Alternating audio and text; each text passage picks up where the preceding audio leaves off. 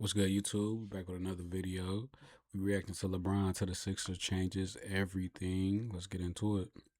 Not think this was going to happen. This is insane. LeBron James is officially a Philadelphia 76er. Not too long after the Sixers shocked the NBA by adding Jaylen Brown, they've now landed arguably the greatest player of all time. You now have a starting five of Joel Embiid, Jaylen Brown, Tyrese Maxey, VJ Edgecombe, and LeBron James. As a Lakers fan, I ain't gonna lie. They got a whole squad right here. This could be the most talented starting five in the NBA. Honestly, probably is. Coming into this offseason, Philly had one goal: maximize Joel Embiid's championship window. And for years, the Sixers have been close. They've had MVP seasons, they've had elite regular seasons, but every postseason ended the same way: early and injuries, offensive struggles, or just not having enough firepower. This summer has changed everything for the Sixers. They start with a blockbuster move, moving Paul George for Jaylen Brown, a player entering his prime, a finals MVP, a champion, and one of the NBA's best two-way players. Most teams would have stopped there, but the Sixers didn't. And they better thank Tyrese Maxey, because his relationship with LeBron was a big factor in LeBron going there, and somehow they were able to convince LeBron James to join them in probably the biggest gamble of his career in terms of joining a completely new franchise. Now, instead of having to heavily rely on Embiid, you now have Jaylen Brown and LeBron James to take a lot of pressure off of Embiid, not to mention Tyrese Maxey coming off his best year and VJ Edgecombe, who is turning into a star early. LeBron brings the one thing to this team that they did not have, and that was creation for other players. Tyrese Maxey is great at self-creation. It's not the best when it comes to creating and setting up teammates. Same goes for Jaylen Brown. They're score first and they make the right read if they need to, but they're not going into a play trying to get someone else involved. VJ, too young to have that kind of role put on him. And Joel Embiid, you just want him to score and defend and rebound as much as he can, whatever's left in those knees. But you're now adding one of the greatest decision makers of all time onto your team when the one gap on your team was decision making. LeBron can put these guys in a place to where all they have to do is focus on scoring. They have perimeter shooting 1 through 5. There's no way you can double team this team whatsoever. Even if you play through Joel Embiid, he's going to have a one-on-one matchup 90% of the time because you can't help anymore. Do you know how silly this offense is going to be? Joel Embiid's going to see one-on-one matchups consistently, probably for the first time in his career. Jaylen Brown is going to be one-on-one. Tyrese Maxey is going to play one-on-one. Not to mention the guys they have off the bench. Guys like Anthony, Caleb Love, Dominic Barlow, Dean Wade. These guys are going to have so much pressure lifted off of them.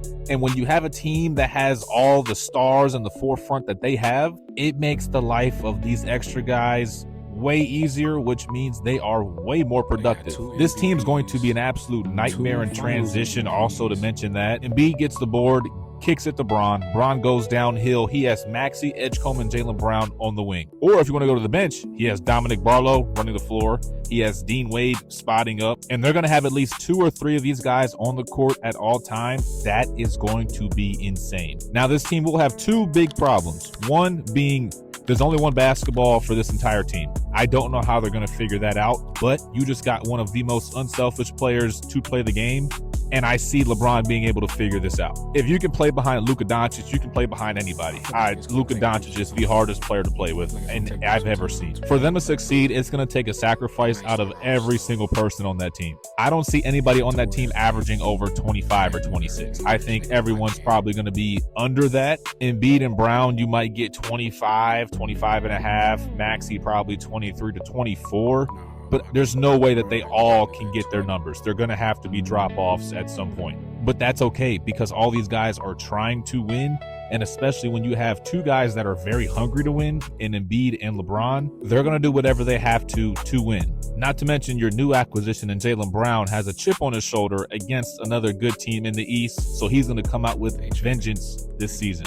And my second concern is injuries and health. You have Embiid, who's been in and out the lineup for years, but I think he has turned a corner. I'm really hoping so. And obviously LeBron, who's older, who can be a little bit more injury prone, and the small injuries take longer to recover from. But the good thing about this team is the pressure is not on him. He can sit out for 6-minute stretches during the regular season. He doesn't have to carry to get them to 50 wins or whatever it is for a good seed. LeBron can coast and be ready for the playoffs, sort of like what he did last year. That's why he was able to have such a good first round, actually an entire good playoffs.